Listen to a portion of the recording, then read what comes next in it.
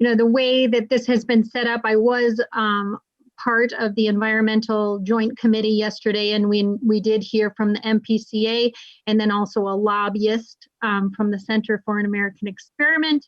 And that was very interesting information to receive, especially from the MPCA. It was good to hear from the people who have studied these rules and who really know the history behind the rules and who really know what's actually in the rules.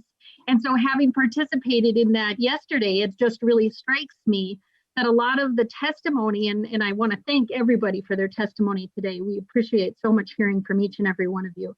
But a lot of the testimony that we have heard today in opposition to these rules is just flat out misinformed and wrong.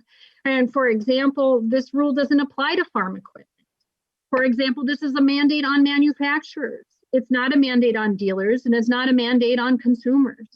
And it doesn't dictate that any dealer has to carry any of these vehicles. This is manufacturers could decide to bring all of these cars to the Twin Cities to start.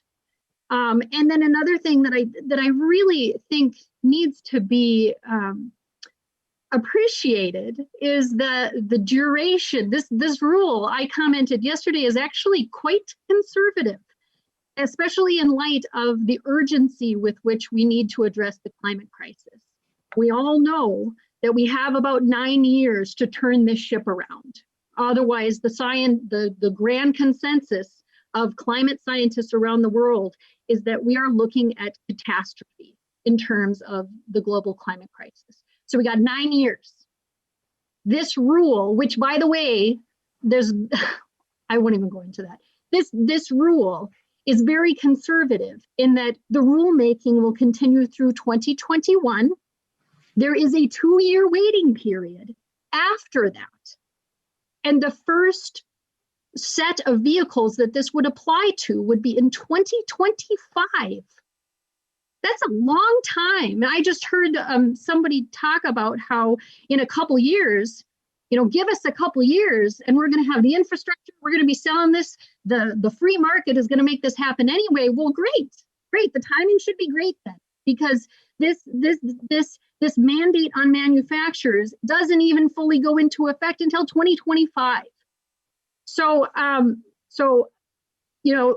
an attorney, also, I just have to note that there's been a lot made of this boogeyman of California rules, California telling us what to do. That's a bunch of baloney, okay? That the reason that California, these standards are the California standards, is because they had got out in front and they had their standards before the federal government got on board and started doing this. So the federal government granted California an exemption. And so all of us are trying to catch up to where California went. There's a number of other states that have already done this. This is not a big deal. And just lastly, as a mother, I know that we've had some commentary today about the future and about safety for our children, right? People need to keep in mind that in Minnesota, if we're talking about water quality and where we can swim, we already have 40% plus of our waters in Minnesota that are not swimmable or fishable or drinkable. That is a stain on our state. This is the very least that we can do, the very, very minimum least. So I thank all of you for coming to testify today. And I know I get really worked up about this, but it's just, we're way behind. We should have been talking about rules like this 20 years ago. Really, really.